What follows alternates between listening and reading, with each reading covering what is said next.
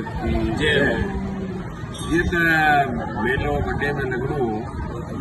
पर 12 रबी अव्वल जे अचण जे करे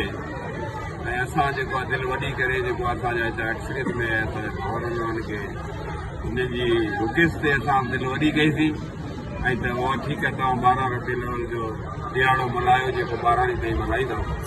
उन खां पोइ असां 10 महीने में लॻाईंदासीं ऐं 10 महीने में धाम धूम सां लॻाईंदासीं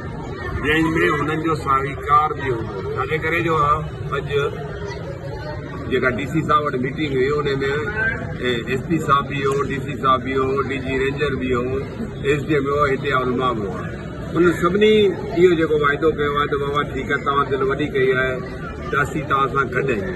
ऐं जेको 10 महीने में जेको तव्हां मेलो लॻाईंदा उन में बि तव्हां सां गॾु हूंदासीं अहिड़ी का ॻाल्हि कोन्हे असांखे हिते ई रहणो आहे लिहाज़ा असां ॿाहिरिनि माण्हुनि खे हिते अचण जे जेके प्यारा पंध था अचनि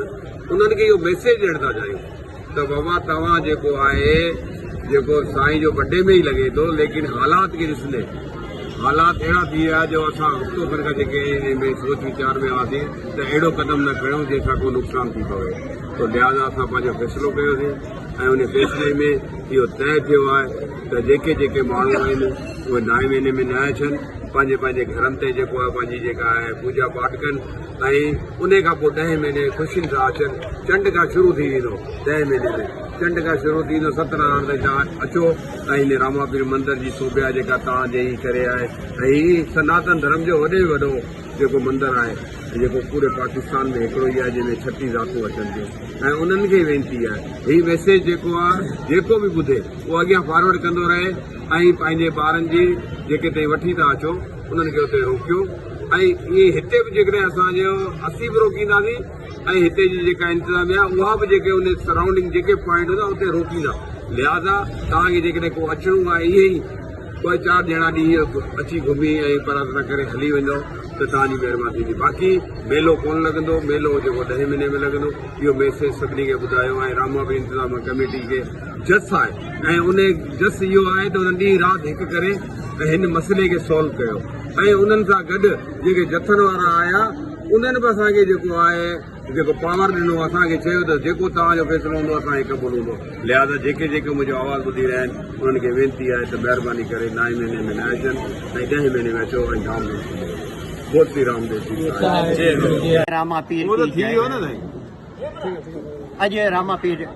मंदिर जी इंतज़ामिया कमेटी जी SS की ऑफिस में मीटिंग हुई जंहिंमें डिप्टी कमिश्नर रेंजर्स वारा ऐं टंडो अलायर जा मौलवी हज़रात सभु गॾु हुआ सभिनी गॾिजी असां इन ते मीटिंग कईसीं मीटिंग में मौलवी हज़रात उन्हनि सभिनी चयो त हीउ बर्थडे जो महीनो तव्हांजो आहे मेले जा ॾींहं आहिनि ऐं असांजे ही 10 ॾींहं 12 ॾींहं जेके आहिनि ईद मिलाद जा आहिनि असांजूं बि रैलियूं थींदियूं आहिनि तव्हांजूं बि रैलियूं थींदियूं आहिनि पोइ गॾिजी हल कढियो वञे आख़िरकार रामापीर इंतिज़ामिया कमेटी फ़ैसिलो कयो त असां रामापीर जो मेलो मथे महीने में कयो था वञूं ऐं हुननि खे ही 10 ॾींहं ॾियूं था जंहिंमें हू 10 ॾींहं पंहिंजूं रैलियूं वग़ैरह कढनि ऐं असांजे रामापीर मंदर जा जेके बि पांधीड़ा आहिनि उन्हनि खे असां वेनिती था करियूं त इहे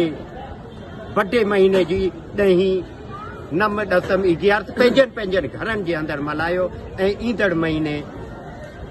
9 10 11 ते रामापीर मंदर में हलिया अचिजो ऐं अची रामापीर जो मेलो मल्हाईंदासीं महिरबानी